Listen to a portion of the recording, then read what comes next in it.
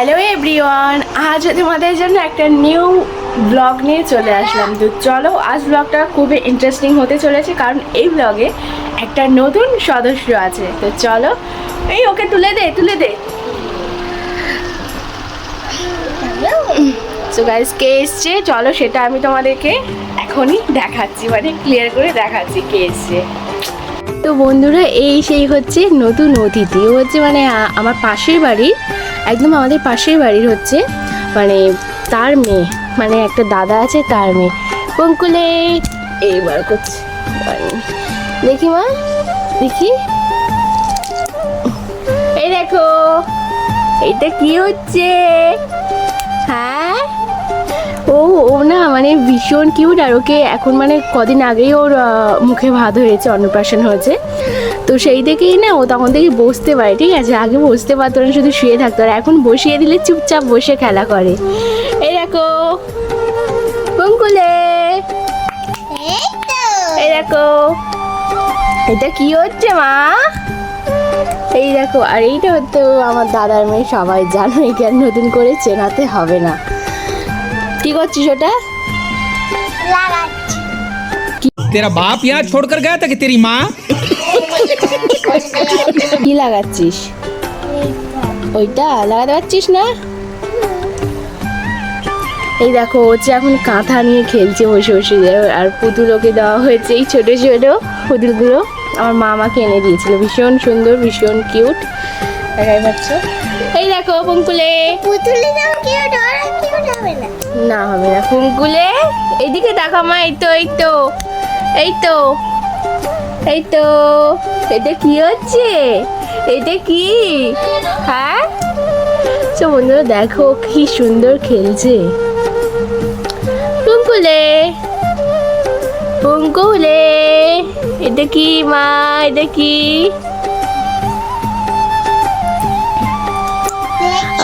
ও হচ্ছে আমি সকালে মুখ ধুয়েছিলাম, তখন ওনার মা, আমার বৌদি হয়, যে বললাম যে তোমার বাচ্চা কোথায়, বললো ঘরে। তো ভাবলাম আমিও সেই বসেই আছি, চলো ওকে নিয়ে এসে খেলা যাক দুজনে একসাথে। আর আমি কিন্তু বাচ্চা ভীষণই পছন্দ করি। পঙ্কুল এইদিকে তাকাও, তাই হাই হাই, তো দেখছো কি সুন্দর হাসছে। ওই পুতুলটা দিবি তো, ওই পুতুলটা দে, ওটা দে। টিক টিক টিক টিক টিক টিং। হ্যাঁ, এটা কি হচ্ছে? ওটা কি হচ্ছে? হ্যাঁ, ডুং ডুং ডুং ডুং ডুং ডুং ডুং ডুং ডুং ডুং ডুং। তো বন্ধুরা, এতক্ষণে তো তোমরা এই গুলু মুলু কিউট বাচ্চাটার পরিচয় পেয়ে গেছো। আর এর বয়স সবে এখন 7 থেকে খুব বড় জোর 8 মাস, কারণ কিছুদিন আগেই মুখে ভাত গেছে বলেছি। এর মধ্যে থেকেই কিন্তু বসা শিখে গেছে, আর একা একা বসে কি সুন্দর আনমনে খেলা করছে। সত্যি মানে খুবই লক্ষ্মী আর শান্ত একটা মেয়ে, আর ভীষণই কিউট। আমার তো দারুণ লাগে। আমার দাদার যখন কোনো বাচ্চা কাচ্চা হয়নি, তখন আমি ছোটো থেকেই বাচ্চা ভীষণ ভালোবাসি, যে একটা ছোট্ট কিউট গোলু মুলু বাচ্চা হবে যাকে নিয়ে আমি সারাদিন খেলবো। তো আমি কী করতাম, পাশের বাড়ি যদি মানে ধরো কারোর বাচ্চা হয়েছে, আমি কী করতাম, তাদের বাড়িতে গিয়ে বসে বসে তাদেরকে নিয়ে খেলা করতাম, কারণ কিউট গোলু গোলু বাচ্চা আমার ভীষণই ভালো লাগে।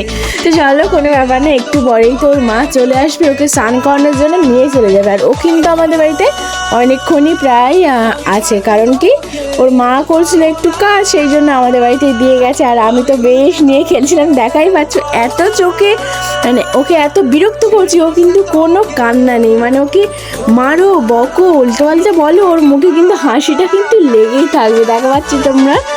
মানে সত্যি সত্যি লক্ষ্মী একটা মেয়ে। আর তোমরা কারা কারা এরকম কিউট গোলুমলু বাচ্চা পছন্দ করো, সেটাও আমাকে অবশ্যই কমেন্টে জানিও। আর আমার মতো যদি হয়ে থাকে, মানে আমার মতো যদি তোমরাও ভালোবাসো, অবশ্যই সেটা কমেন্টে জানাতে ভুলো না। তো চলো, আমি ওর সাথে একটু খেলা করে নিই, বাজারে একটু পরে চলে যাবে, দিয়ে আসতে হবে। লোকের মেয়ে আর কতক্ষণই রাখবো বলো, দিয়ে তো আসতেই হবে। আর আমাদের বাড়িতে সবাই ওকে ভালোবাসে, আমার দাদা, আমার মা খুব ওকে ভালোবাসে। বিশেষ করে আমার দাদার মেয়ে তো মানে সবসময় ওদের বাড়িতে গিয়েই থাকে, কারণ দেখো বাচ্চাদের তো একটা খেলার সঙ্গী চাই। তো তো বন্ধুরা দেখাই পেলে যে ওর সাথে অনেকক্ষণ খেলা করেছিলাম, তারপর ওর মা এসেছিল ওকে নিতে, কারণ ওর স্নান করার টাইম হয়ে গিয়েছিল। চলো লোকের বাচ্চা ছেড়ে তো দিতেই হবে, কিন্তু ওকে না হেভি কিউট লাগে আমার। তারপরও চলে যেতে আমি একটু বাইরে এসে দেখলাম যে আকাশে কিন্তু ভীষণ জোরদার মেঘ করছে। সকাল থেকে কিন্তু ভীষণ রোদ ছিল, কিন্তু আবার এখন দেখছি যে বৃষ্টি হবে, সেই জন্য মেঘ করছে আর হালকা হালকা হাওয়াও উঠছিল। বৃষ্টি হবে শুনেই না মনটা একটু খুশি হলেও দুঃখটা অনেকটা বেশি হয়েছিল, কারণ বৃষ্টি হলে কোথাও বেরোতে পারি না। সবসময় বৃষ্টি হয়, চারিদিকে কেমন জল জল ভাব, একটু ভালো লাগে না। আর বৃষ্টি কার কার ভালো লাগে অবশ্যই কমেন্টে আমাকে জানিও। তারপর এখানে এই বারান্দাতে এসে দেখি না যে এখানে পিঠে মানে দিয়েছে আর কি।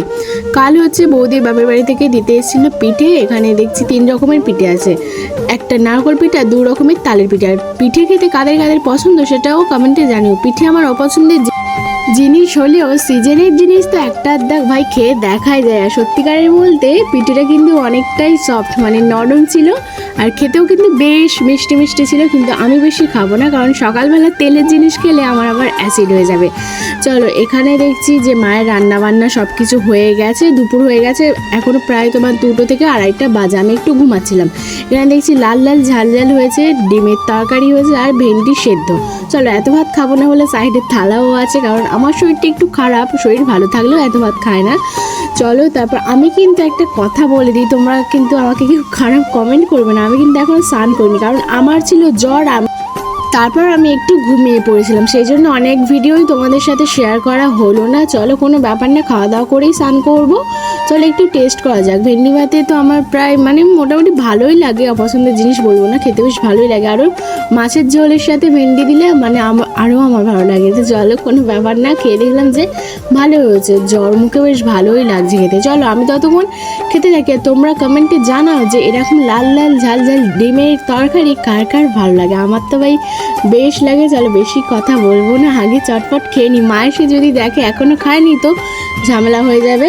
তো চলো এখানটা আমি কিন্তু খাওয়া দাওয়া করে প্রায় 4টে 4:30 মতো বাজে আমি স্নান করে চলে এসেছি। আর স্নান করতে না সত্যি কথা বলতে অনেকটাই ফ্রেশ লাগছে। তো আমি তোমাদেরকে একটা কথাই সাজেস্ট করবো যে যতই শরীর খারাপ হোক না কেন, স্নানটা টাইম মতো করে নেবে, দেখবে শরীরটাও বেশ চাঙ্গা লাগবে। চলো আজ ব্লগটা এখানটাই শেষ করছি। আর ব্লগটা ভালো লাগলে অবশ্যই লাইক কমেন্ট শেয়ার আর সাবস্ক্রাইব করে দেবেন। সবাই ভালো থাকবেন, সুস্থ থাকবেন। আর তোমরা কিন্তু জানাতে একদমই ভুলো না যে এরকম মানে তালের পিঠে খেতে খেতে কাদের ভালো লাগে, অবশ্যই সেটা আমাকে জানিও। চলো আজকেরকার মতো এখানটাই শেষ করছি, টাটা।